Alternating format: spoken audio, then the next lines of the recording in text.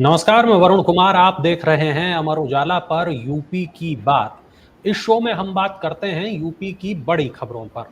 इस चर्चा में रोजाना की तरह मेरे सहयोगी उत्कर्ष चतुर्वेदी लखनऊ से मेरे साथ जुड़ेंगे, जो बताएंगे हर खबर के पीछे की खबर। चलिए शुरू करते हैं आज का शो। और आज की पहली खबर है यूपी पुलिस सिपाही भर्ती परीक्षा से जुड़ी हुई। पेपर लीक के कारण निरस्त की गई सिपाही भर्ती परीक्षा को फिर से आयोजित करने के लिए तारीखों का ऐलान कर दिया गया है।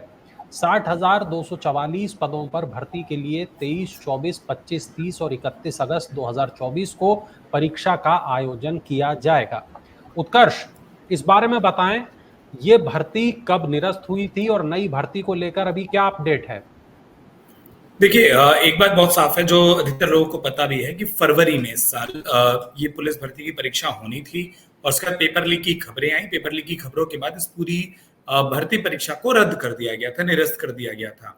और शुरू में इसको लेकर काफी विवाद हुआ था और जैसा हम आजकल नीट के संदर्भ में देख रहे हैं वरुण, ठीक वैसा ही हाल था कि पहले अभ्यर्थियों ने शिकायत की थी।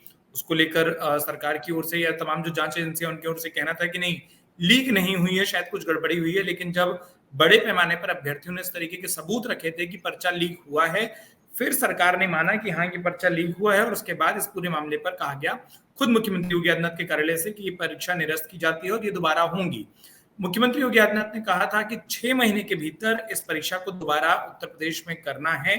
और चूंकि फरवरी में परीक्षा लीक हुई, पेपर लीक हुआ, निरस्त हुआ था, लीक होने के बाद तो वहां से अगर आप गिनेंगे तो मार्च, अप्रैल, मई, जून, जुलाई 5वां महीना बीतेगा और 6वां महीना जो अगस्त का आएगा उसमें ये परीक्षा हो रही होगी, पूरी हो जाएगी। 31 अगस्त को जो आखिरी 2 पालियों के पेपर हैं वो होने हैं। तो 5 दिन तय किए गए हैं, हर दिन 2-2 पालियों में पेपर होगा। बीच में जन्माष्टमी है, इसलिए जो हमको अंतराल दिखाई देता है वो है। जो खास बात है, एक सवाल और उठाता है कि तमाम जो अभ्यर्थी होंगे, जो परीक्षार्थी होंगे, उन पर आर्थिक बोझ बढ़ेगा, दोबारा आना जाना। तो इस बार कहा गया है कि जो भी यूपी पुलिस का पेपर देने जा रहा है वो अपने एडमिट कार्ड की 2 कॉपी निकाले, 2 कॉपी एक्स्ट्रा निकाले। और अगर आप अपने admit card Uttar Pradesh tourism की या उत्तर प्रदेश सरकार की ट्रांसपोर्ट की डिपार्टमेंट की बसों को दिखाएंगे तो वो आपको टिकट नहीं लेंगी। यानी आप सेंटर जाना है, आपको जिस शहर में जाना है वहां पर जो बसें चल रही होंगी उनके लिए और वापस आने के लिए। तो ये एक बड़ा ऐलान है अभ्यर्थियों के लिए। एक खास बात और है, और पिछले दिनों पर हमने इस पर चर्चा भी की थी। उत्तर प्रदेश में नकल के खिलाफ एक सख्त कानून आया था, वो अध्यादेश की शक्ल में आया था, जिसमें हमने देखा था कि नकल करने वालों पर 1 करोड़ तक के जुर्माने या फिर आजीवन कारावास की बात कही गई थी। अब चूंकि परीक्षा उस अध्यादेश के पारित होने के बाद हो रही है, तो इस परीक्षा पर भी वो अध्यादेश लागू होगा। और इस बीच में जब परीक्षा होगी उससे पहले उत्तर प्रदेश विधानसभा का सत्र आयोजित हो चुका होगा, आहूत हो चुका होगा और पूरा हो चुका होगा।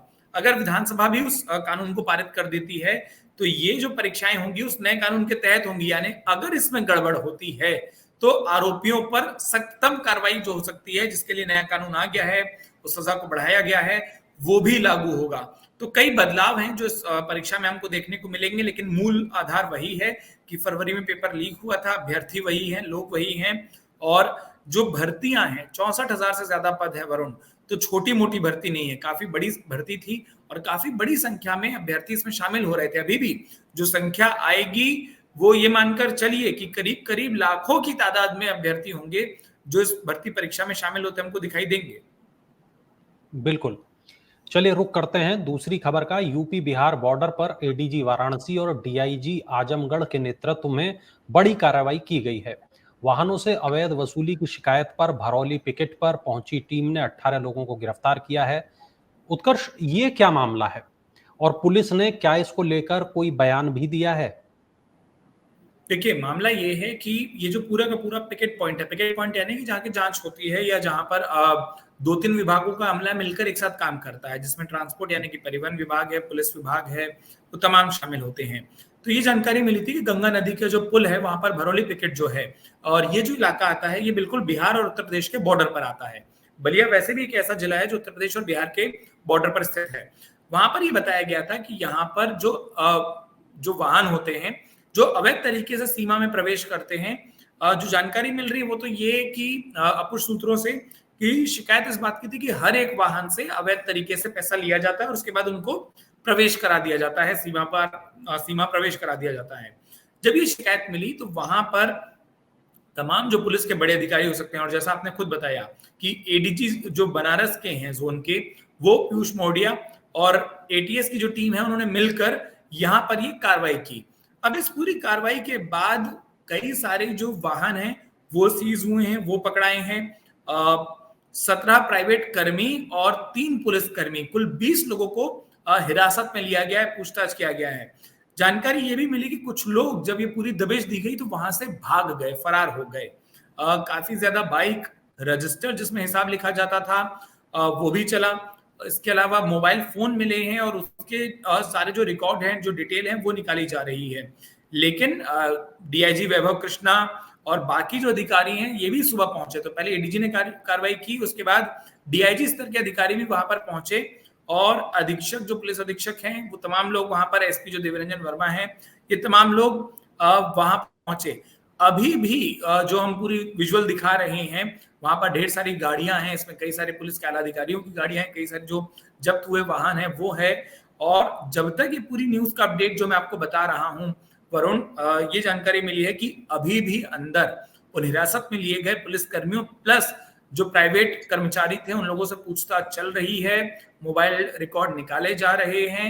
और ये कैसा नेक्सस निकल सकता है जिसमें शासकीय अमला, जिसमें खुद पुलिस भी शामिल हो सकती है वरुण, क्योंकि 3 पुलिसकर्मी हिरासत में लिए गए हैं, परिवहन विभाग के अधिकारी, और उसके अलावा जो प्राइवेट मिली भगत है, वो पूरा का पूरा एक नेक्सस है जिसका भांडाफोड़ हो सकता है।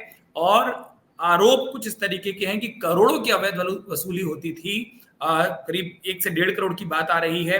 हालांकि जो नगद मिला है 37,500 रुपए का नगद मिला है, उसका भी हिसाब किताब अभी निकाला जा रहा है इस पूरे मामले में। बिल्कुल। चलिए, आज का जो हमारा शो है उसकी सबसे बड़ी खबर की तरफ चलते हैं। रायबरेली के सलोन में बनाए गए करीब 20,000 फर्जी जन्म प्रमाण पत्रों की कड़ियां बांग्लादेशी और रोहिंग्या घुसपैठियों से जुड़ रही हैं। अब तक की जांच में यह बात पता चली है कि यहां से घुसपैठियों को भारतीय नागरिकता दिलाने का षड्यंत्र चल रहा था। उत्कर्ष, ये क्या मामला है और पुलिस ने अभी तक इस मामले में क्या किया है? बेहद गंभीर मामला है और ये एक ऐसा मामला है जिसमें सिर्फ उत्तर प्रदेश पुलिस नहीं, अब तो कई राज्यों की पुलिस और उत्तर प्रदेश की एटीएस भी जांच में शामिल हो गई है। वो भी इस जांच में उन्होंने भी अपने स्तर पर जांच शुरू कर दी है। कल भी हमने अपने शो में इस पूरे मामले पर बात की थी और तब भी मैंने आपको बताया था कि दरअसल सबसे पहले केरल में पीएफआई से जुड़े एक संदिग्ध के पास से जो कागजात मिले थे उसमें से एक जन्म प्रमाण पत्र था जो कि रायबरेली के सलोन का बना हुआ था। उसके बाद ऐसे ही एक संदिग्ध गतिविधि में व्यक्ति कर्नाटक से हिरासत में आया था, उसके पास में जो जन्म प्रमाण पत्र मिला वो सलोन का ही बना हुआ था। दोनों राज्यों की पुलिस आती है, जब दूसरे राज्यों से पुलिस आती है तो पुलिस के आला अधिकारियों को भी इन्फॉर्म किया जाता है कि वो आपकी सीमा में प्रवेश कर रहे हैं। उत्तर प्रदेश पुलिस के पास ये जानकारी आई। रायबरेली के स्थानीय जनप्रतिनिधियों ने इसकी शिकायत की थी कि इस तरीके से इलाके की छवि खराब हो रही है और शुरुआती जांच पुलिस ने ही की क्योंकि दूसरे राज्यों की पुलिस आई थी और पता चला कि यहाँ दोनों ही जो जन्म प्रमाण पत्र बने वो फर्जी तरीके से बनाए गए। यानी जो दोनों व्यक्ति केरल और कर्नाटक पुलिस की गिरफ्त में आए थे वो और जो जन्म प्रमाण पत्र बना है उनका कोई लेना देना सलोन से रायबरेली से नहीं है। लेकिन इसके बाद ये पूरा मामला खुला, पता चला कि 20,000 से ज्यादा फर्जी जन्म प्रमाण पत्र तो केवल सलोन में बन गए हैं। इसके बाद दूसरे और जो इलाके हैं रायबरेली जिले के ही उनकी जांच शुरू हुई। ये जानकारी मिल रही है कि कुछ हजार की संख्या में वहां पर भी फर्जी जन्म प्रमाण पत्र के रिकॉर्ड मिले हैं। ये संख्या 25,000 तक की हो सकती है। अब ये बात सामने आ रही है कि ये मोटा मोटा जो षड्यंत्र था या जो पूरा रैकेट था, इसमें वो 2 लोग तो वरुण ये मानिए कि जिनको पता चला कि यहाँ फर्जी प्रमाण पत्र बनता है, उन्होंने फायदा लेने की कोशिश की और उस बहाने वो आ गए। असल में तो जो अवैध रूप से बांग्लादेशी नागरिक पूरे देश में या अलग अलग हिस्सों में उत्तर प्रदेश के होते हैं, उनको फर्जी जन्म प्रमाण पत्र देने का काम यहाँ से, उनके लिए फर्जी जन्म प्रमाण पत्र बनने का काम यहाँ से चल रहा था।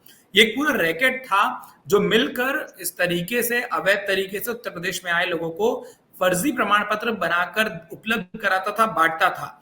अब इसके बाद ये पता चला है कि उत्तर प्रदेश में भी सबसे ज्यादा सलोन से ही जन्म प्रमाण पत्र बने हैं और उसकी जांच की जा रही है कि बहुत कम समय में जो बने, इतने तो लोग पैदा हुए नहीं, तो इतने जन्म प्रमाण पत्र क्यों बने। कई बार ये होता है कि भाई कई लोगों ने अपने जन्म प्रमाण पत्र नहीं बनाए होते हैं, वो एप्लीकेशन देते हैं। लेकिन जब इस पूरे मामले को देखा गया तो ये पता चला कि पूरा मामला फर्जी जन्म प्रमाण पत्रों के एक रैकेट का है। और अब न सिर्फ रायबरेली बल्कि जो पुलिस से जुड़े सूत्र हमको बता रहे हैं वरुण, वो ये कि उत्तर प्रदेश के और खास तौर पर रायबरेली से जुड़े आसपास के जिलों जिसमें बाराबंकी, गोंडा, बलरामपुर, श्रावस्ती, बहराइच, इन जिलों में भी अब जांच होनी है कि कहीं ये नेक्सस सरकारी अधिकारियों के जरिए उन जिलों में तो नहीं पहुंचा था।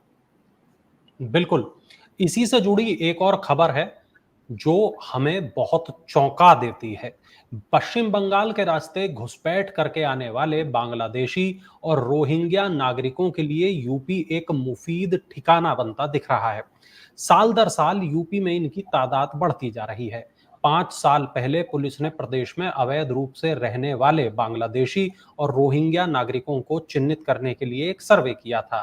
तब पुलिस ने ऐसा अनुमान जताया था कि यूपी के अंदर 10 लाख से ज्यादा बांग्लादेशी और करीब 3,000 रोहिंग्या नागरिक अवैध रूप से निवास कर रहे हैं। उत्कर्ष, अब क्या अपडेट है? कितने लोग यूपी में घुस चुके हैं और सरकार इनको कैसे चिन्हित कर रही है? देखिए, इसमें दो बड़ी दिक्कतें हैं और जो आपने एंकर में कहा यही शब्द तब भी कहा गया था 5 साल पहले भी। जब ये सर्वे हुआ था वरुण, मैं उत्तर प्रदेश में तब भी था और मैं आपको एक बात बता दूं कि उसमें सबसे बड़ी दिक्कत जो आती है पुलिस के पास वो ये कि आप किसी से जाकर पूछेंगे कि आप कहां से आए हैं, और जिन लोगों ने फर्जी तरीके से कागजात बना लिए आप साबित कैसे करेंगे कि वो बाहरी हैं या नहीं हैं। इस सर्वे के बाद जो जानकारी निकलकर सामने आई थी, जो आज भी लागू है, कि अधिकतर लोग अपने आप को पश्चिम बंगाल, असम या उन राज्यों का नागरिक बता देते हैं और उस तरीके से कागजात फर्जी बनाकर प्रस्तुत करते हैं, जिससे आपके लिए बड़ा मुश्किल हो जाता है ये पहचानना कि ये सीमा पार से आए कोई अवैध तरीके से घुसे नागरिक तो नहीं है, जिसमें रोहिंग्या या बांग्लादेशी क्यों न शामिल हो। ये जानकारी जो आप बता रहे हैं उसमें एक फैक्ट और निकल कर आया था, यूपी पुलिस ने जो अपनी पड़ताल को और बढ़ाया था, कि 1 लाख से ज्यादा बांग्लादेशी नागरिक जो कि अवैध तरीके से उत्तर प्रदेश में घुसे हैं, वो तो सिर्फ और सिर्फ लखनऊ में ही रह रहे हैं, यानी लखनऊ में ही अवैध तरीके से आए लोगों की संख्या 1 लाख के आसपास की है। और इसके बाद कुछ इलाके चिन्हित किए गए थे जहां पर ये सबसे ज्यादा रहते हैं। एक चीज जो आप पूछ रहे हैं कि अब इसमें आगे क्या है, अभी भी इस रिपोर्ट को आधार बनाकर एक बात हो रही है, वो ये कि पहली बात, इनके जो कागजात बने और खासतौर पर उत्तर प्रदेश में जो इनके कागजात बने वो किस नेक्सस के जरिए बने वो पता किया जाए, ताकि उस नेक्सस से ही सबसे बेहतर तरीके से पता चल सकता है कि कितने लोगों के कागजात बने और कौन कौन है जो फर्जी तरीके से रह रहा है और अब वो कहाँ कहाँ मौजूद है, कहाँ कहाँ रह रहे हैं, पहली बात।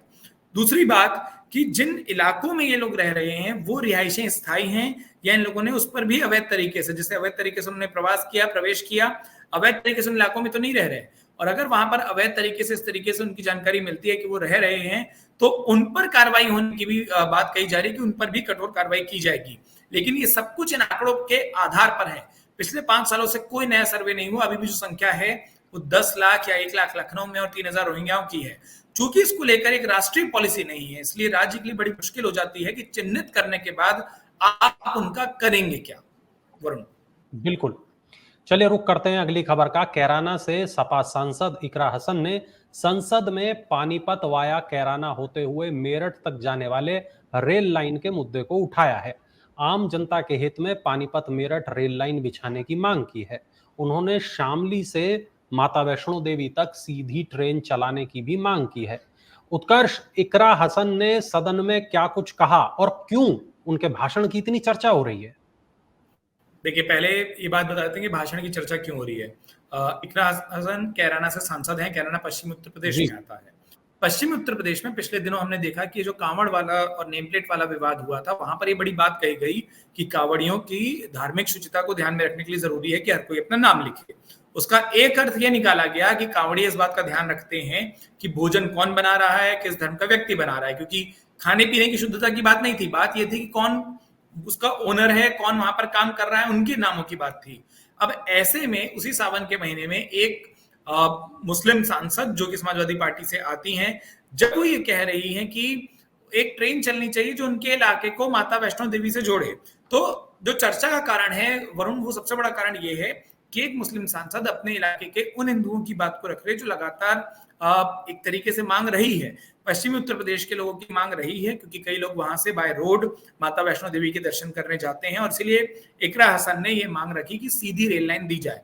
दरअसल इकरा हसन को आज मौका मिला था और एक एक करके हम देख रहे हैं पिछले कुछ दिनों में समाजवादी पार्टी के या कई सारे पहली बार के सांसदों को बोलने के मौके दिए जा रहे हैं, और खासतौर पर जो शून्यकाल होता है लोकसभा का, जहां पर वो जनता से जुड़े विषय सीधा उठा सकते हैं अगर उनके प्रश्न ना लगे हों, अगर वो अपील करते हैं बोलने की। तो वहां पर हो ये रहा है कि अधिकतर जो नए सांसद हैं, जो पैटर्न इस बार हम लोकसभा की कार्रवाई में देख रहे हैं, वो अपने इलाके में जनता से जुड़े उन विषयों को उठा रहे हैं जो कि जनता उनके पास बतौर सांसद लेकर आती है, मांग करती है। इकरा हसन ने अपने भाषण में उसी बात का जिक्र किया। उन्होंने कहा कि मेरे पास लोगों की मांगे आ रही हैं और उन मांगों के हिसाब से मुझे रेल लाइन बेहतर करनी है और नई कनेक्टिविटी चाहिए, सुदृढ़ीकरण चाहिए, सुविधाएं चाहिए। और साथ में जो एक पॉइंट जिसका हम चर्चा कर रहे हैं, जो सबसे ज्यादा वायरल है, जो सबसे ज्यादा जिस पर इंटरेस्ट लोगों का बना हुआ है कि आखिरकार क्यों कैराना से सांसद, वो भी समाजवादी पार्टी की सांसद इकरा हसन ने वैष्णो देवी के लिए रेल लाइन की बात कही। लेकिन जो मैंने आपको बताया, आधार ये है कि उस इलाके के लोग ये मांग कर रहे हैं। उन्होंने सांसद से गुजारिश की थी और इकरा हसन को जब पहली बार बोलने का मौका मिला तो उन्होंने जनता से जुड़े मुद्दे उठाना ही बेहतर समझा। और इसके पीछे रणनीति वही है जिसको पिछले कुछ दिनों में हमने अपने शो में डिस्कस भी किया है वरुण, कि समाजवादी पार्टी हो चाहे कांग्रेस हो, वो विषय भी ऐसे उठाना चाहते हैं जो जनता से जुड़े ज्यादा हैं। कल हमने देखा धर्मेंद्र यादव सदन में बोल रहे थे, उन्होंने सेना और सेना में पुरानी पेंशन की बात कही, उन्होंने बेरोजगारी की बात कही, उन्होंने नीट की बात कही। तो विषय अब ऐसे ही चुने जाएंगे, ये बहुत स्पष्ट है और वो चुने भी जा रहे हैं, वो दिखाई भी दे रहा है वरुण। बिल्कुल। चलिए रुक करते हैं अगली खबर का। अतीक अहमद की 40 करोड़ की 5 संपत्तियों की फाइलें फिर से खुल गई हैं। गैंगस्टर में कुर्क की गई इन संपत्तियों को 2016 में तत्कालीन अफसरों की ओर से अवमुक्त कर दिया गया था। जिन संपत्तियों की फाइलें खुली हैं उनमें से 4 प्रयागराज और एक लखनऊ में स्थित है। उत्कर्ष, ये कौन सा मामला है और अब पुलिस इस मामले में क्या कार्रवाई कर रही है? देखिए, ये जो मामला है ये करीब 4 साल तक चला हुआ मामला है और 12 साल पुराना मामला है, 1 दशक से ज्यादा पुराना मामला है। साल 2008 में अतीक अहमद की संपत्तियों की और खासतौर पर अवैध संपत्तियों की जांच शुरू हुई थी। 2008 से 2012 तक ये जो संपत्तियां जिनका जिक्र आप कर रहे हैं, इनको अलग अलग आदेशों के तहत गैंगस्टर एक्ट की धारा में कुर्क किया गया था, यानी जब्त कर लिया गया था।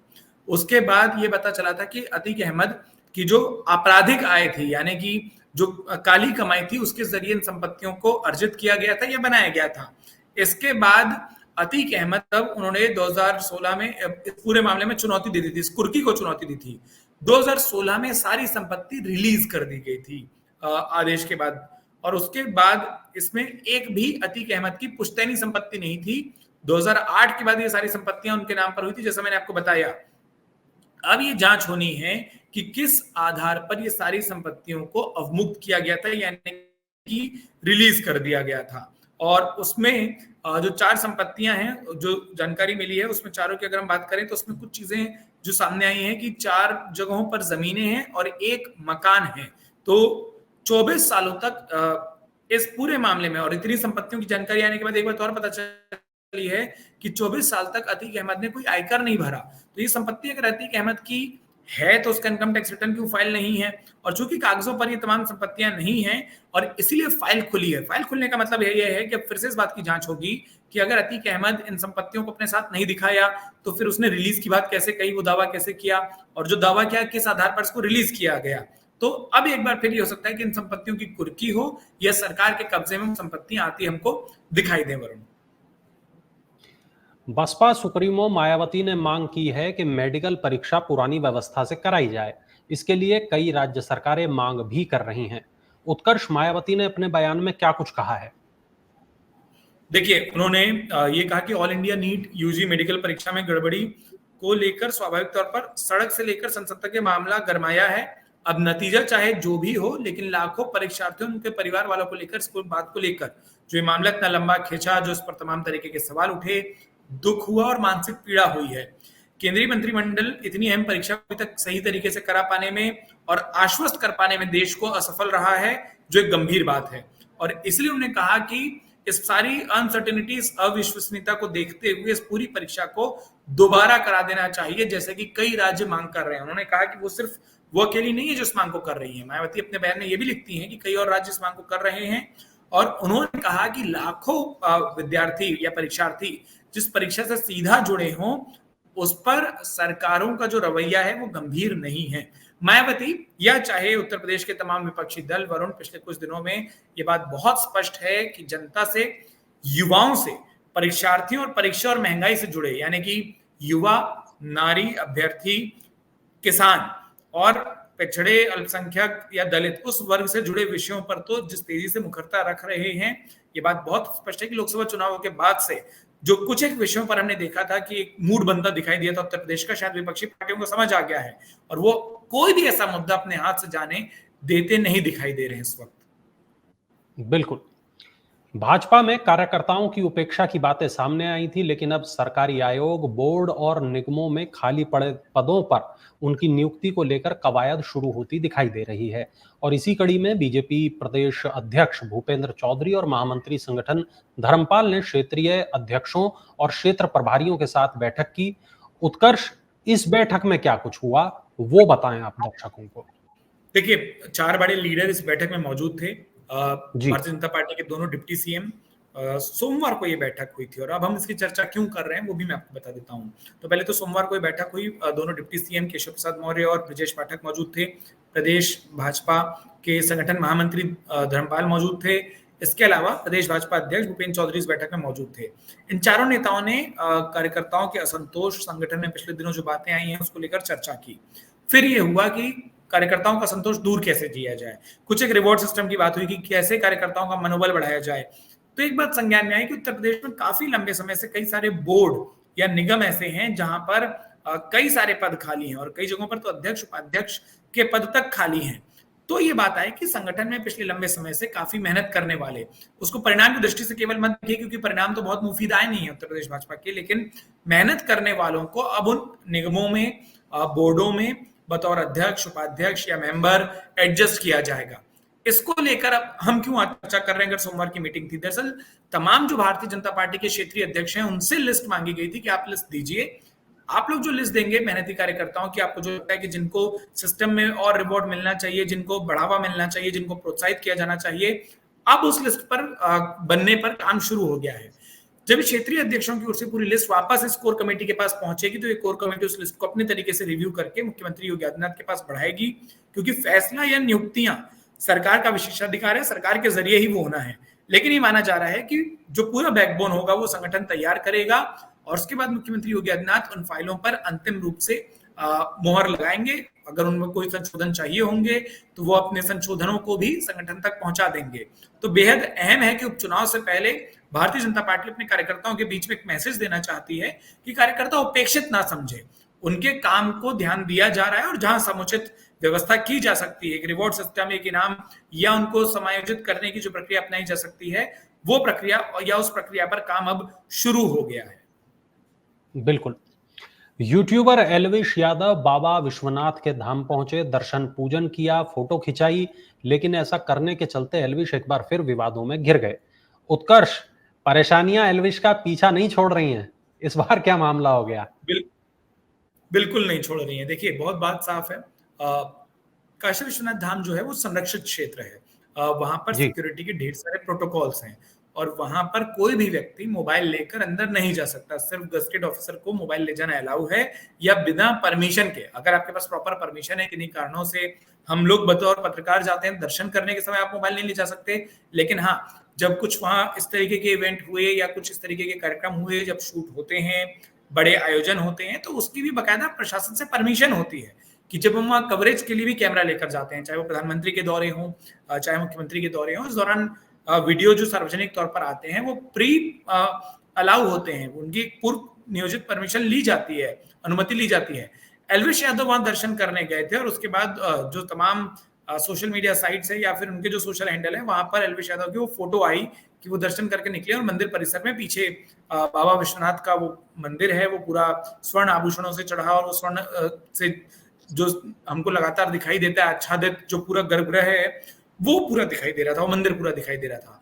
उस इलाके में एक तो जैसा मैंने आपको बताया, उस पूरे प्रीमाइसेस में, उस पूरे परिसर में मोबाइल अलाउ नहीं है, तो मोबाइल कैसे गया, फोटो कैसे हुई? दूसरा, सुरक्षा की दृष्टि से भी वहां हर जगह पर फोटो खींचने की अनुमति नहीं है। हम जानते हैं काशी विश्वनाथ से जुड़े कुछ विवाद अभी भी कोर्ट में चल रहे हैं उस परिसर से जुड़े, और एक लंबी लड़ाई के बाद उस परिसर पर भी एक तरीके की कानूनी लड़ाई या एक तरीके की सामाजिक लड़ाई सालों पहले लड़ी गई है और एक तनाव की स्थिति रही है। और इसलिए केंद्रीय पुलिस बल के जवान काफी लंबे समय तक काशी विश्वनाथ कॉरिडोर, जब तक वहां कॉरिडोर पूरा नहीं बना था, उस पूरे इलाके में तैनात रहते थे। तो ये दो मामलों को आधार देते हुए एल्विश यादव की शिकायत की गई है और इस पूरे मामले पर वाराणसी के जो ज्वाइंट सीपी हैं उन्होंने जांच कराने की बात कही है, पुलिस अपने स्तर पर जांच करेगी, पर हो सकता है कि जो प्राइमा फेसी जो बातें सामने आई हैं और जैसा आपने कहा कि परेशानियां कम नहीं हो सकता है कि जांच में कोई बात निकल कर आए, क्योंकि तस्वीरें तो दिख रही है।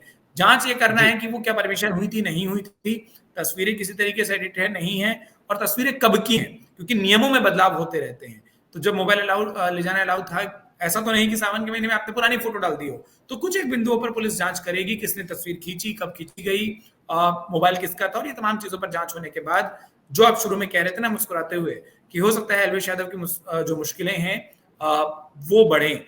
और उसका एक कारण और है, जैसा मैंने आपको बताया कि ईडी के मामले में भी मैंने आपको बताया था कि ईडी ने पूछताछ से संतुष्ट बहुत दिखी नहीं थी, जो जानकारी हमको मिली थी, और हो सकता है कि फिर एक बार अल्पेश यादव को पेश होना हो। बिल्कुल। उत्कर्ष, बहुत-बहुत शुक्रिया इस तमाम जानकारी के लिए। उम्मीद है आपकी ये तमाम खबरें, तमाम जानकारी हमारे दर्शकों को पसंद आई होगी। कल फिर मिलेंगे यूपी की बात के एक नए एपिसोड के साथ। तब तक आप देखते रहिए अमर उजाला। अगर आप ये वीडियो YouTube पर देख रहे हैं तो हमारे चैनल को सब्सक्राइब करें और बेल आइकन को दबाना ना भूलें। अगर आप Facebook पर ये वीडियो देख रहे हैं तो हमारे पेज को लाइक करें।